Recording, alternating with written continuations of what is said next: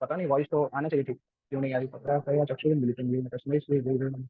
नमो विष्णुपादाय कृष्णाय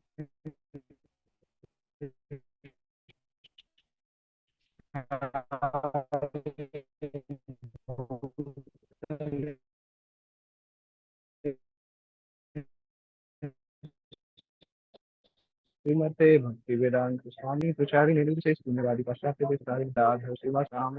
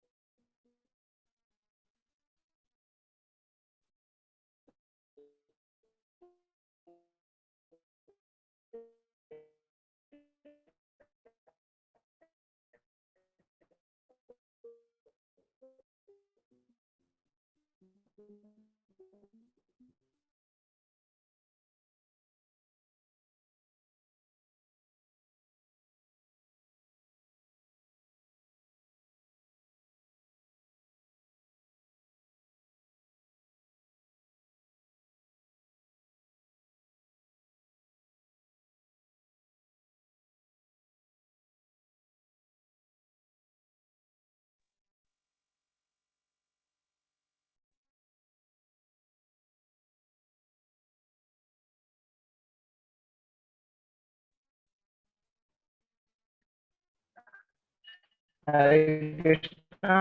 हरे प्रभु। हरि बोल। हरे कृष्णा हरे कृष्णा। हरे कृष्ण बाबू, कभी बीच में ब्रेक हो जाती है। मेरी आवाज सुनाई दे रही है कि वो ये भी चली गई थी बिल्कुल भी।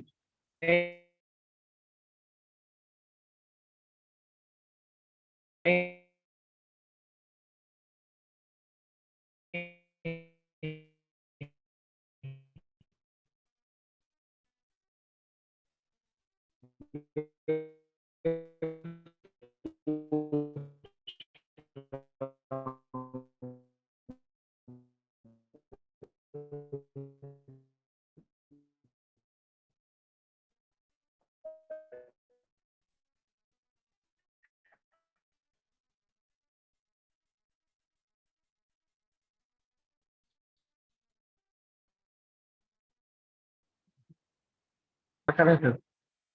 आवाज सुनाई, क्या करें फिर? आवाज सुनाई नहीं देगी तो कंटिन्यू कैसे करें?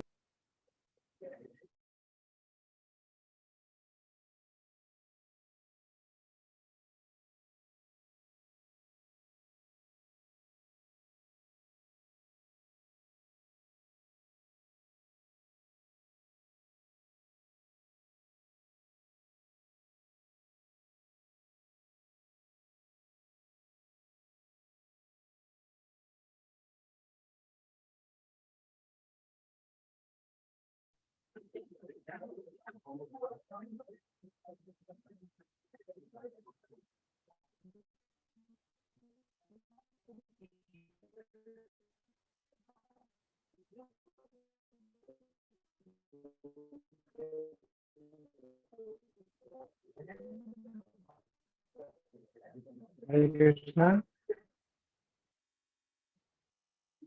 हाँ।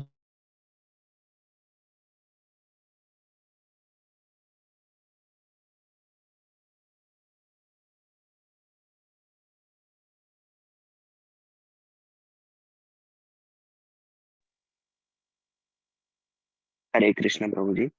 आवाज अभी नहीं आ रही।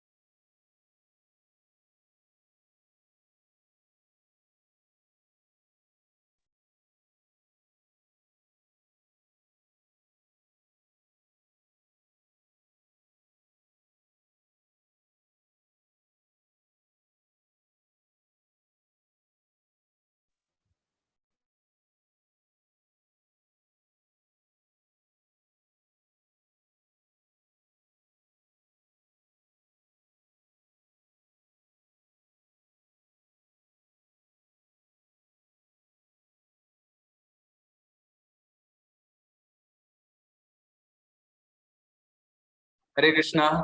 अभी वॉइस आ रही है? यस प्रभु, यस यस परफेक्ट। प्रभु जी। ओके, ठीक है। हरि बोल। हरे आ रही कृष्णा। है आवाज? ठीक है, तो श्लोक नंबर 32 ना। यद्रच्छया चोपपन्नं स्वर्गद्वारम् अपावृतं सुखिना क्षत्रियाः पार्थ लभन्ते युद्धमीदृशम्। हे पार्थ, वे क्षत्रिय सुखी हैं जिन्हें ऐसे युद्ध के अवसर अपने आप प्राप्त होते हैं, जिससे उनके लिए स्वर्ग के द्वार खुल जाते हैं। तो ये बहुत इंपॉर्टेंट श्लोक है। यहाँ पे अर्जुन को बता रहे हैं कि देखो, ऐसा नहीं है कि तुम्हारे साथ कोई नाइंसाफी की जा रही है, इस तरीके से ऐसा कुछ नहीं है, बल्कि तुम तो बहुत भाग्यशाली हो, ये तुम्हारा दुर्भाग्य नहीं है, क्योंकि क्षत्रिय ऐसे युद्ध के अवसर देखते हैं कि क्षत्रिय का धर्म ही क्या है, युद्ध करना। तो अर्जुन यहाँ पे अपने स्वधर्म को त्याग रहा है। तो वास्तव में स्वधर्म को त्यागना भी पापमय है, क्योंकि ऐसा नहीं था कि अर्जुन युद्ध करने के बच जाता और जंगल में चला जाता, जंगल में तपस्या करता, क्योंकि उसकी क्षत्रिय वृत्ति थी। जैसे ही कोई युद्ध के लिए ललकारता तो वो तुरंत युद्ध के लिए खड़ा हो जाता। ये संभव नहीं था।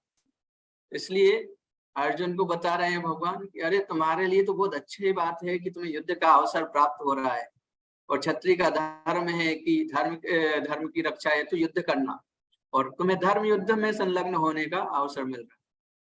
श्री प्रभुपाद बताते हैं कि 2 प्रकार के व्यक्ति जाज्वल्यमान सूर्य लोक में प्रवेश कर सकते हैं।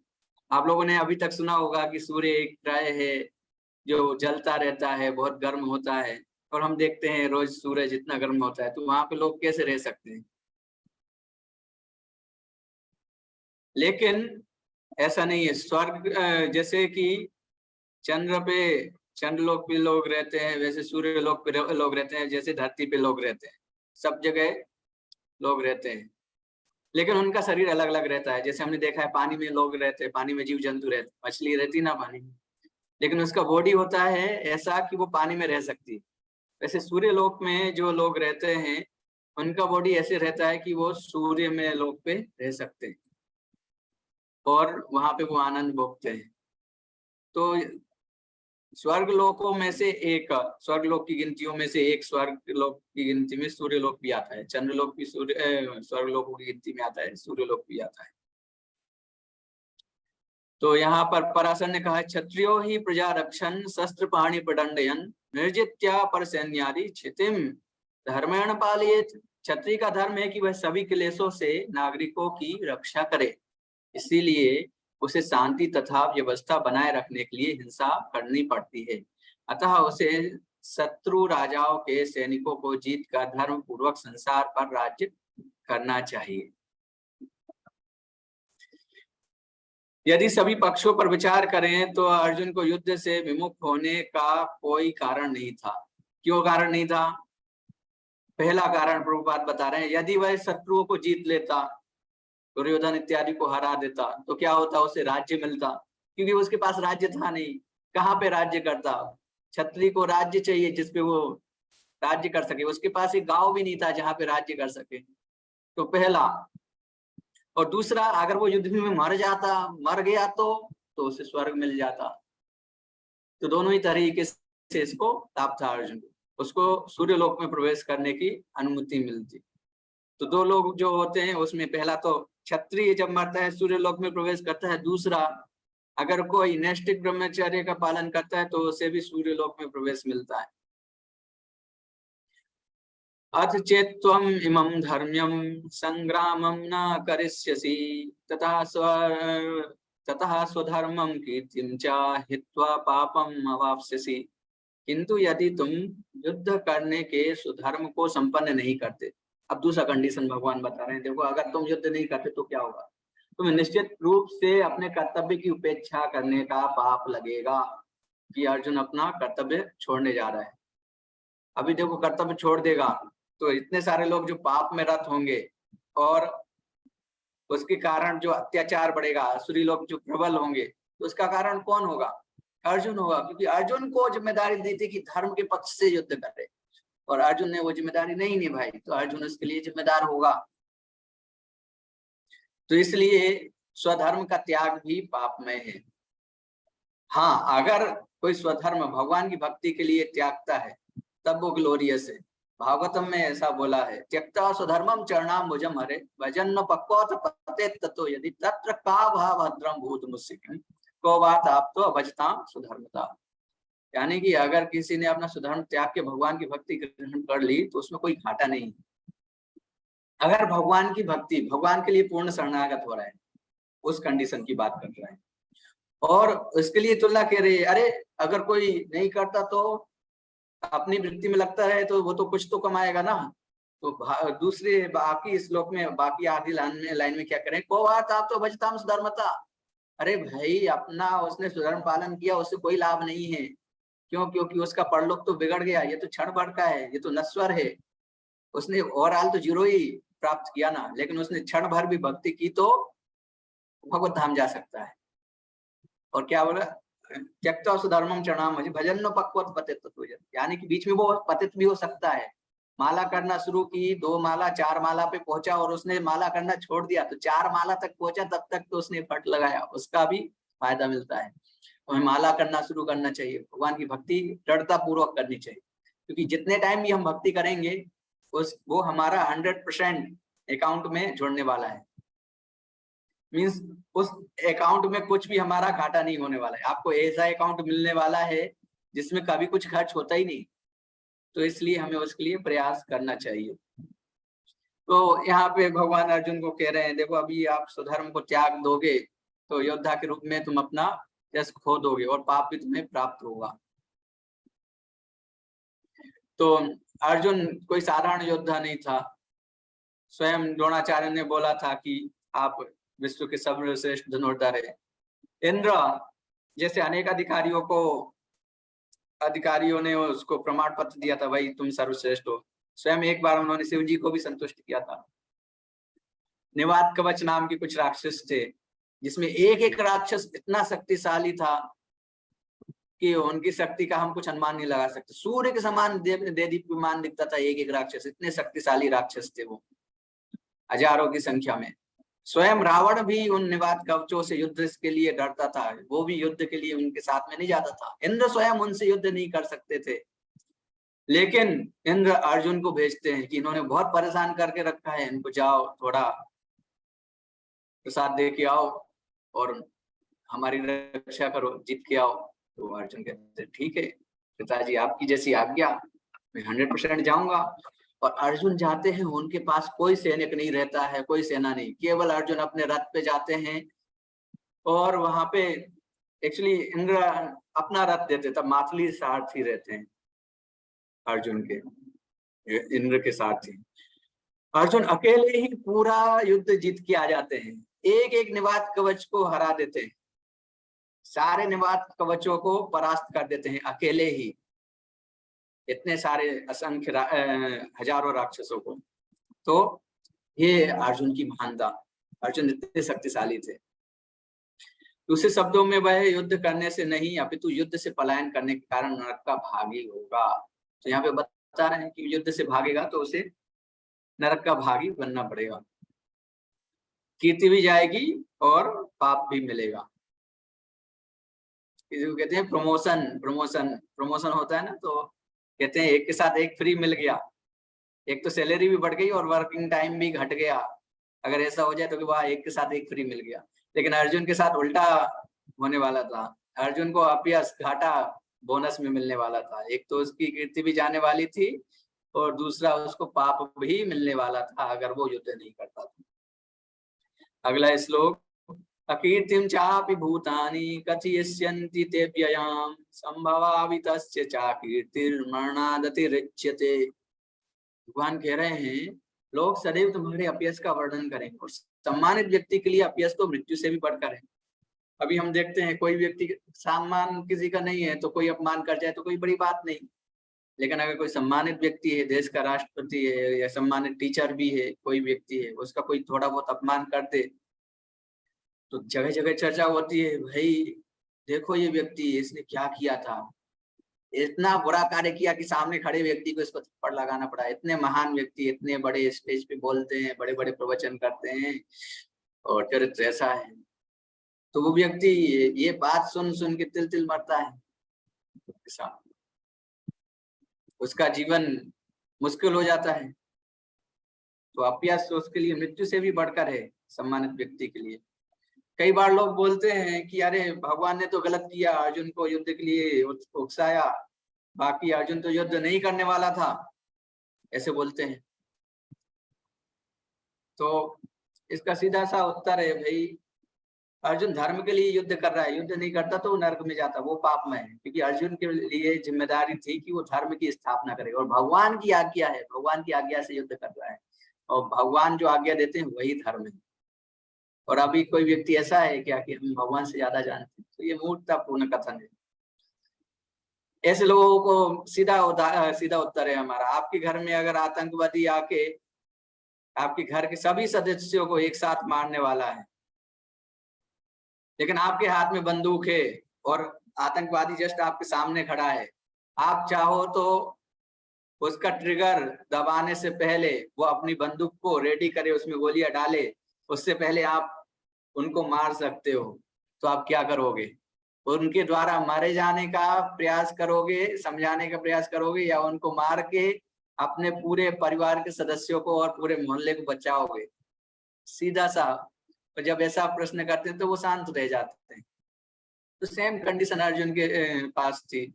अर्जुन का कर्तव्य था उस समय पे, अर्जुन क्षत्रिय था, तो अर्जुन की ड्यूटी थी कि वो पूरे विश्व की रक्षा करे आतताइयों से, तो भगवान की आज्ञा पे युद्ध करे।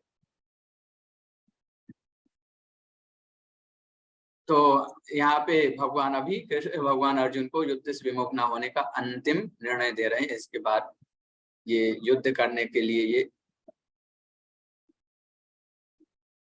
मतलब कि युद्ध के घाटे और फायदे, ये सारे दोनों कारण खत्म होने वाले हैं। वे कहते हैं, अर्जुन यदि तुम युद्ध प्रारंभ होने के पूर्व ही युद्ध भूमि छोड़ देते हो तो लोग तुम्हें कायर हैं, और यदि तुम सोचते हो कि लोग गाली देते रहे किंतु तुम युद्ध भूमि में से भागकर अपनी जान बचा लोगे, मेरी सलाह है तुम्हें युद्ध में मर जाना ही श्रेयस्कर है। क्यों? क्योंकि आपके लिए जो आपको अपकीर्ति मिलेगी वो तो मृत्यु से भी बुरी है, इसलिए प्राण भय से भागना आपके लिए अच्छा नहीं है। यहाँ पे भगवान सीधी उनको सलाह दे रहे हैं। अतः अर्जुन के लिए भगवान का अंतिम निर्णय था कि वह संग्राम से पलायन ना करे, अपितु युद्ध में मरे। तो इस तरीके से भगवान कहते हैं कि आपको युद्ध से नहीं भागना चाहिए, अपना स्वधर्म ना त्याग कर आपको युद्ध करना चाहिए। कई बार लोग कहते हैं, प्रभु जी हमने शादी कर ली, अभी अच्छा नहीं लग रहा है, हमारे लिए अपने जैसा मार्ग बताओ। तो ये आपकी जिम्मेदारी है, आपने अभी शादी कर ली तो आपको निभाना पड़ेगा, आपकी वो जिम्मेदारी है। जिम्मेदारी से भागना धर्म नहीं है। हरे कृष्ण। तो अभी 8:06 हो गए हैं। किसी का कोई प्रश्न है तो एक प्रश्न हम ले सकते हैं, किसी का बहुत कोई जाजल्यमान प्रश्न हो, ऐसा बोलते हैं ना कि प्रभु जी हम प्रश्न नहीं पूछेंगे तो हम रह नहीं सकते, पूछ सकते हैं। किसी का कोई प्रश्न नहीं है तो क्लास एंड कर सकते हैं। हरे कृष्णा। शिवम प्रभु। आपके अंदर जाएगा। जी ओके। हरे कृष्णा।